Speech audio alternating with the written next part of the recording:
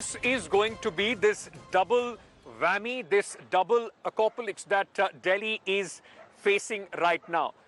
Worse air quality, it's something that we have spoken time and again, and also the COVID cases. Just take a look at how the number of COVID cases have been rising in the national capital in the last few days. Now, October 29th, more than 5,739 cases. It increased to 5,891 on 30th, dropped down to 5,062 on 31st. Now, just take a look post November 12th, the November 2nd, 4,001 cases on November 2.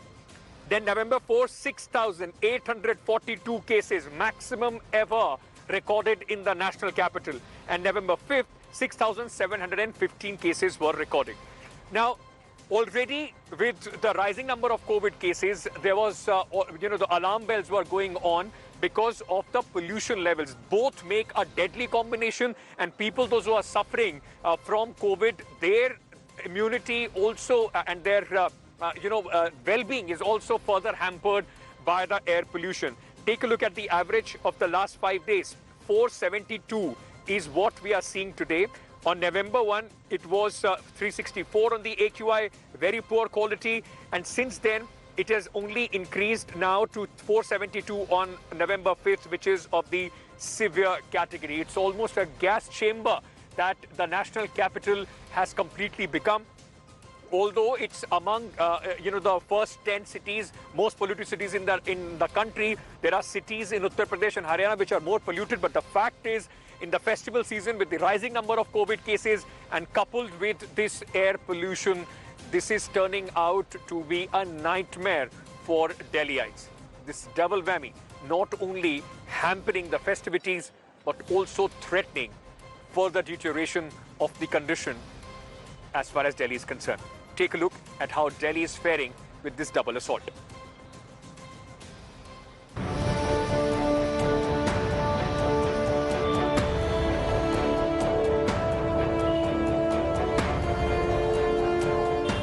The national capital is fighting a two-front war. First, the spurt in COVID-19 cases, and now the spike in pollution levels. The spot from where I'm standing, you cannot see India Gate. The iconic monument has now been engulfed in thick smog. This air is poisonous for anyone who breathes it. With the raging farm fires and a fall in wind speed and temperatures, air quality in the national capital continues to deteriorate. रात में हवाएं चल नहीं रही हैं, तो सवेरे के टाइम में, सवेरे के समय ये धुंध की स्थिति लगभग बनी रहेगी और जो एक हफ्ते का फोरकास्ट है उसके हिसाब से हमारे पास इसमें कोई खास चेंज नहीं आएगा। हालांकि जो दिन में है हमारे पास, जब टेम्परेचर थोड़ा सा बढ़ेगा, तापमान में वृद्धि होगी, तो उस समय आपके पास धुंध की स्थिति में थोड़ा सा सुधार होगा। The plummeting air quality comes when Delhi is recording close to 7,000 COVID cases daily. The hazy air could prove catastrophic to COVID patients and others suffering from respiratory disorders. Pollution-impacted areas and communities have higher chance of getting COVID infection, all other factors remaining same. In a pollution-impacted community or person, if corona does occur, he has higher chance of dying of corona. Taking note of the alarming situation, the Delhi government has put a blanket ban on firecrackers from 7th November till the 30th. Pollution भी और Covid भी, दोनों ही चीज़ें दोनों अपने आप में खतरनाक हैं और मुझे लगता है pollution से बचने के लिए भी और कोविड से बचने के लिए भी मुझे लगता है कम से कम नवंबर के महीने में तो कसम खा लें कि मास्क के बिना बाहर नहीं निकलेंगे। Mass vaccine. Mask is your vaccine. However, for the fight against pollution, the National Green Tribunal has once again asked the Delhi government whether or not green crackers should also be banned during this festive season, as the air quality continues to deteriorate and doesn't show any signs of improvement. Milan Sharma for India Today. So that's the situation that Delhiites are facing right now. To speak more about this, I have the Health Minister of Delhi, Mr. Satyendra Jain, joining us live on the show. Jain साहब, बहुत बहुत शुक्रिया हमसे बात करने के लिए। Thank you for being here on India today. Sir, सबसे पहले मैं आपसे समझना चाहूंगा, थर्ड वेव की बात कर रहे हैं मुख्यमंत्री जी भी, नंबर ऑफ केसेस लगातार बढ़ते जा रहे हैं और एयर पोल्यूशन की वजह से हर एक्सपर्ट कह रहा है कि खासी दिक्कत जो है वो और बढ़ जाएगी लोगों के अंदर। क्या तैयारी है सरकार की, कितनी विकट स्थिति है इस समय दिल्ली की? देखिएगा, दिल्ली में ये लगता है कि थर्ड वेव है। फर्स्ट वेव जो पीक आया था जून में आया था, 23 जून को पीक था। उसके बाद जो सेकंड पीक आया था वो था 17 सितंबर को, और अभी ये जो नवंबर में चल रहा है, लगता है ये थर्ड वेव चल रही है।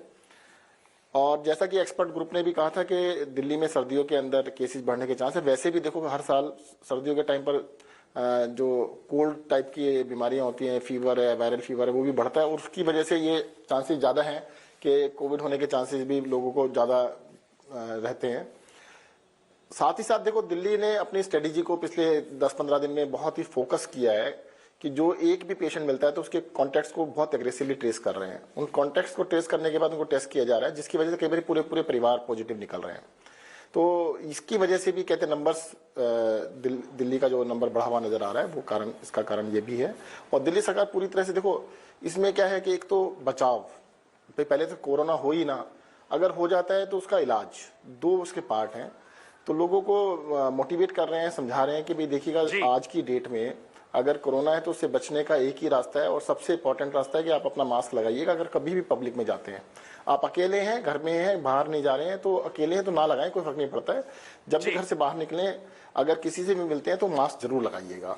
अगर प्रिवेंशन का तो सबसे अच्छा तरीका ये, बाद में ट्रीटमेंट की बात है तो होम आइसोलेशन एंड हॉस्पिटल, दोनों ही जगह पर हम काफी एग्रेसिवली लगे हुए हैं। लोगों को उनकी जान बचाने के लिए पूरी तैयारियां चल रही हैं, लगे भी हुए हैं। दिल्ली में लगभग 15,000 से ज्यादा हमारे पास बेड्स हैं, और आज हमने दिल्ली सरकार के हॉस्पिटल्स में 500 बेड्स कोविड के लिए और डेडिकेट किए हैं, जिसमें 110 आईसीयू बेड्स भी बढ़ाए हैं। साथ ही साथ हमने प्राइवेट हॉस्पिटल्स में 685 हॉस्पिटल बेड्स आज आदेश दिया है बढ़ाने के लिए, और इसको फर्दर ऑगमेंटेशन भी की जा रही है। सर, आईसीयू बेड्स पर मैं आना चाह रहा था, क्योंकि आईसीयू बेड्स को लेकर खासी दिक्कत दिखाई पड़ रही है। जून का जो टाइम था, मई जून का जो टाइम था, उस समय बेड्स की प्रॉब्लम थी। बेड्स की लोगों को इतनी दिक्कत नहीं है, लेकिन वेंटिलेटर वाले आईसीयू बेड्स को लेकर खासी परेशानी है प्राइवेट हॉस्पिटल्स को लेकर। उसके लिए आपने एक अपना आदेश भी निकाला था, जिसमें आप बेड्स रिजर्व करना चाहते थे दिल्ली सरकार, जो अभी सुप्रीम कोर्ट तक चला गया है। तो सरकार उसके लिए तैयारी क्या कर रही है? लोग चिंतित हैं उसको लेकर। देखिएगा, सितंबर 10 को हमने आदेश दिया था कि दिल्ली में बड़े 33 हॉस्पिटल्स को कि अपने आईसीयू के 80% बेड कोरोना के लिए रिजर्व कर दीजिएगा, क्योंकि काफ़ी केसेस आ रहे थे।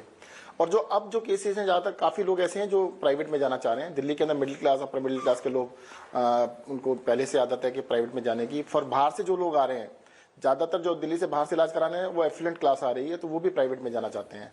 तो प्राइवेट हॉस्पिटल्स में आईसीयू बेड्स की दिक्कत आ रही है। हमने आदेश दिया था, अगर वो आदेश पालन हो जाता तो बिल्कुल आईसीयू बेड्स की दिक्कत बिल्कुल नहीं रहती, और हाई कोर्ट ने उसको स्टे कर दिया। तो हम उसके लिए सुप्रीम कोर्ट गए हैं, और सुप्रीम कोर्ट से राहत मिल जाती है तो मुझे लगता है आईसीयू बेड की दिक्कत बिल्कुल प्राइवेट हॉस्पिटल में भी खत्म हो जाएगी। गवर्नमेंट में अवेलेबल हैं अभी भी, पर हाँ, प्राइवेट में आपकी बात सही है कि आईसीयू बेड्स की समस्या है। सर, तो क्या लोगों के लिए इस समय, क्योंकि पोल्यूशन एक बहुत बड़ा जो जंग है वो भी इस समय जारी है, पोल्यूशन लेवल बढ़ते जा रहे हैं, साथ ही साथ एक्सपर्ट कहते हैं कि इससे लेकर जो कोरोना की स्थिति है वो और भी विकट हो जाएगी और खराब हो जाएगी। ऐसे में क्या तैयारी कर रही है सरकार की इन दोनों पोजीशंस पर दिल्ली के लोगों को परेशानी ना हो? देखिए, पॉल्यूशन के अंदर हमने दिल्ली के अंदर अभी पराली, जो दिल्ली के अंदर पोल्यूशन जनवरी से लेकर अक्टूबर, मिड अक्टूबर तक बिल्कुल ठीक रहता है। पिछले 5 साल में आप देखेंगे 15 अक्टूबर तक दिल्ली का पोल्यूशन लेवल काफ़ी रीजनेबल है। कई बार कहते हैं एवरेज क्वालिटी होती है, ठीक क्वालिटी होती है, बट 15 अक्टूबर के बाद अचानक ऐसा क्या होता है, दिल्ली के अंदर एकदम से पोल्यूशन हो जाता है। दिल्ली में नहीं, पूरे नॉर्थ इंडिया के अंदर ऐसा होता है, और उसका एक ही कारण है कि पास के राज्यों के अंदर जो पराली जलाई जा रही है। दिल्ली ने उसका सोल्यूशन इतना कॉस्ट इफेक्टिव, इतना कारगर सोल्यूशन निकाला है कि आप उसके अंदर जो पूसा इंस्टीट्यूट ने एक केमिकल बनाया, एक घोल बनाया, उसको आप छिड़क दीजिए खेतों के अंदर, और 20 दिन के अंदर पराली गल जाती है। बहुत ही सिंपल सॉल्यूशन है भाई। उसको मदद तो सरकार को करनी पड़ेगी, किसानों की मदद सरकार को करनी पड़ेगी। दिल्ली में दिल्ली सरकार ने सभी खेतों के अंदर, जितने भी खेतों के अंदर पराली थी, सबके अंदर छिड़काव कराया और सारे की सारी खाद बन गई। तो मुझे लगता है कि पोल्यूशन वाला समस्या तो शायद अगली बारी से, इस बारी तो राज्य सरकारों ने कुछ इस पर ध्यान नहीं दिया, अगली बारी से ये समस्या खत्म हो जानी चाहिए या कम हो जानी चाहिए। और साथ ही देखो दिल्ली सरकार ने जहां भी छोटा, हमने क्रैकर्स इस बारी बैन कर दिए, 30 नवंबर तक क्रैकर्स नहीं चलेंगे। हमने देखो गाड़ी के लिए कई बार छोटे अभियान भी थे ना कि अब बस रेड लाइट के ऊपर बस अब गाड़ी जाती है तो उसको रेड लाइट है तो आप रोक लीजिएगा। अगर थोड़ा सा भी इसके अंदर योगदान होगा पोल्यूशन कम करने का तो काम आएगा। और मैं कहता हूँ कि कोई भी आदमी देखो जो पोल्यूशन मान लो पराली से आ रहा है उसको मैं आपसे पूछना चाह रहा था कि इसमें तो देखो अब इसमें ना पब्लिक ट्रांसपोर्ट के बारे में एक बहुत बड़ी बात हर साल निकल के आती है। सरकार कहीं ना कहीं जिस तरीके के नंबर ऑफ बसेस चाहिए वो पूरी क्यों नहीं कर पा रही है? देखिए बसेस के बिल्कुल अभी आप कोविड पीरियड के अंदर डिलीवरीज बहुत ही मुश्किल रही थी। आपको पता है 6-8 महीने 3-4 महीने लगातार लॉकडाउन रहा, सब चीजें बंद हो गई थी, रुक गई थी, तो थोड़ा डिले है। परंतु दिल्ली के अंदर 2000 के करीब इलेक्ट्रिक बसेस आने वाली हैं, जल्द ही वो डिलीवरी स्टार्ट हो रही है, आनी स्टार्ट हो जाएंगी। सरकार ने ऑलरेडी ऑर्डर दे दिए हैं। और जहां तक ये है कि देखो पब्लिक ट्रांसपोर्ट पे भी काम कर रहे हैं। असली पॉल्यूशन का देखिएगा 15 अक्टूबर तक तो बिल्कुल ठीक था, अचानक एक दिन में या 2 दिन में ऐसा क्या हुआ कि दिल्ली के अंदर पॉल्यूशन हो गया। और दिल्ली में क्यों? अब दिल्ली का नंबर देखेंगे देश में नंबर 1 नहीं है, दिल्ली से ज्यादा पॉल्यूटेड बहुत सारे शहर हैं। यूपी और हरियाणा के अंदर काफी सारे ऐसे शहर हैं जहां पर दिल्ली से ज्यादा खराब सिचुएशन है पोल्यूशन की। क्या आपको राज्य सरकारों से इसके ऊपर कोई समर्थन मिल रहा है या यहाँ पर भी बीजेपी और कांग्रेस शासित राज्यों के साथ सिर्फ पॉलिटिक्स हो पा रही है? देखिएगा अब ये तो सॉल्यूशन हमने निकाल के दिखा दिया है, वो मान ले तो बहुत अच्छी बात है। कई बार के लोगों को लगता है कि शायद ये दिल्ली को पोल्यूट कर रहा है इसलिए हमें क्या फर्क पड़ता है। ऐसा नहीं है, दिल्ली को तो पोल्यूट कर ही रहा है, वो जहां से होके आ रहा है उनको ज्यादा पोल्यूट कर रहा है, उनको भी पोल्यूशन का झेलना पड़ रहा है। और मुझे लगता है इसको केंद्र सरकार के इंटरवेंशन से शायद वो लोग मान जाएंगे। मेरा आखिरी सवाल आपसे, आपको लगता है कि क्या लोगों के बीच में कोरोना का जो है वो डर निकल गया है? शुरुआत में जिस तरीके का डर था फर्स्ट वेव में या सेकेंड वेव में वो खत्म हो गया है? फेस्टिवल का टाइम है, बाजारों में आप देखें तो बहुत सारे लोग बिना मास्क के आपको दिखाई पड़ जाएंगे, तो डर खत्म हो गया, इसकी वजह से इतने बड़े नंबर्स आ रहे हैं? हाँ बिल्कुल आपकी बात सही है कि लोगों के अंदर 2 चीजें हैं। एक फटीग आ गया है थोड़ा सा, उनको लगता है कि 8 महीने हो गए हैं, अब थक गए हैं मास्क लगाने का ना, उनको लग रहा है। दूसरा डर भी चला गया है।